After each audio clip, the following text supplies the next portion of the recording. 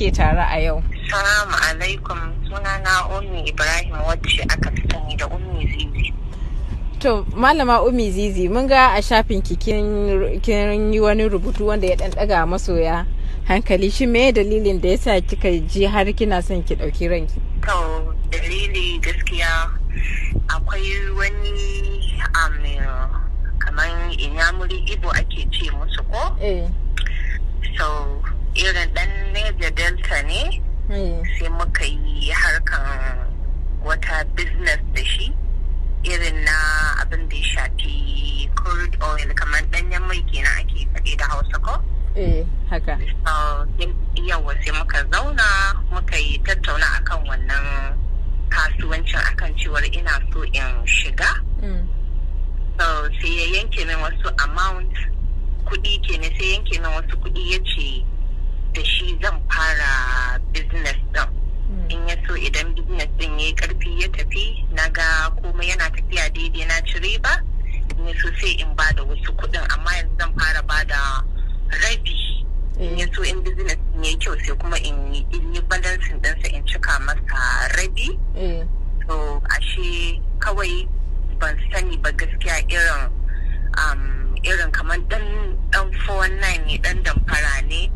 So sai da ba da kudin kuma makudan kudi na tura masa. Nawa kamar nawa kenan kika tura masa?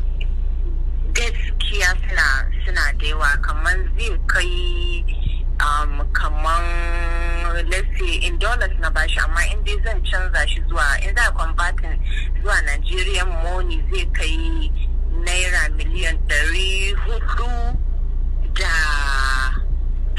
haka in aka canza shi zuwa kudin Najeriya.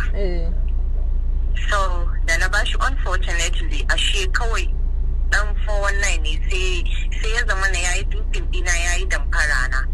Kawai yana tafiya irin akan this week ne zai dawo. Idan ya dawo sai mu tattauna, sai kuma ya bani riba tun da na riga da na bada kudin wannan business din. Kuma wani abun mamaki har da faturawa ya zo min, kin ga dole in saki jiki in dauka business din nan fa hakku ne, bil haqqi ne, gaskiya ne. To a ina kuka haɗu da shi har kafin ya zo miki da turawan? Gaskiya na dan shirin a Lagos, haka da yake kin san na fi zama a Lagos. So na san shi a Lagos, amma mun taɓa yin wani business da shi, ba wannan ne na farko ba. To ganin cewa mun yi business ɗin farko da shi na ci riba, to sai nake ganin wannan ma ai idan na yi business ɗin da shi tun da mun yi na farko na ci riba, to a tunani na wannan ɗin ma ko da biliyan 1 na bashi ai ba zai cuce ni ba. To ashe kwata-kwata matuci ne. So yana tafiya kamar like this week, wannan satin muke so mu haɗu da shi akan mai mutum ya bani riba na.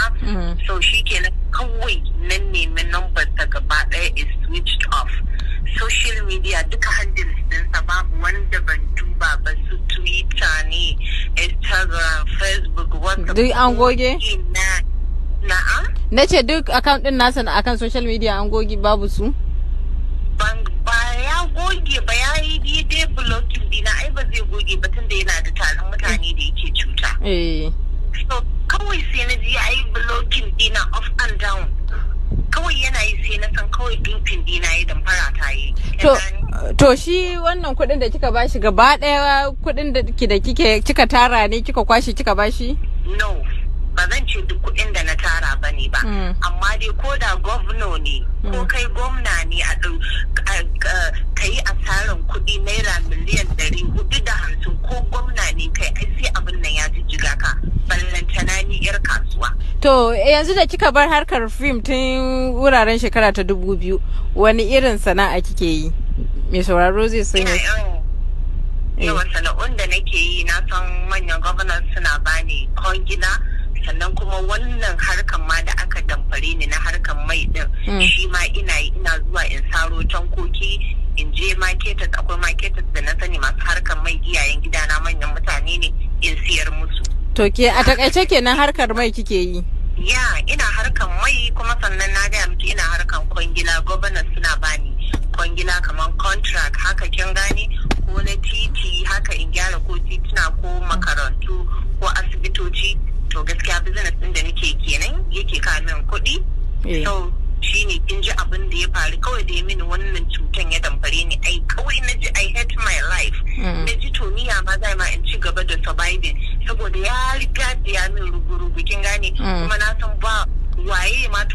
zai kira ni ma ya ce zai mini refunding, zai maida mini da wannan kuɗin da aka cuce. Yanzu kin kai ga hukuma? Kin kai ƙara ga hukuma? Ba wani ƙaran da na kai, kawai na zauna ne na ba kai na 1 week brain ina ya zama refresh. Sannan in san ta inda zan bullo masa, kin gane. To yanzu za mu dan koma baya. Masu sauraro a baya an san kuna dan ma'amala da wannan mawakin Timaya. Shin har yanzu kuna ma'amala da shi ko kuwa? No, ai na gaya ma 'yan jarida tun da daɗewa bana harka da shi. Yanzu harkar da ni da shi a baya ma na faɗa, na sake na faɗa, I regret it. Bana son harka da shi, ko sunansa ma bana son ji gaskiya, saboda ba addini na ɗaya da nashi ba.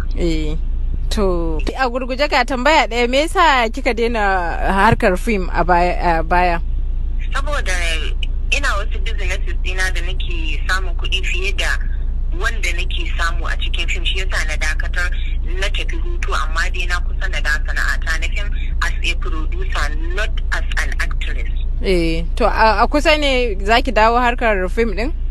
I can't say, ba zan iya faɗan shekara ko rana ba, amma a raina dai na san zan dawo harkan, ko ma yaushe ne insha Allah. To madalla, muna godiya.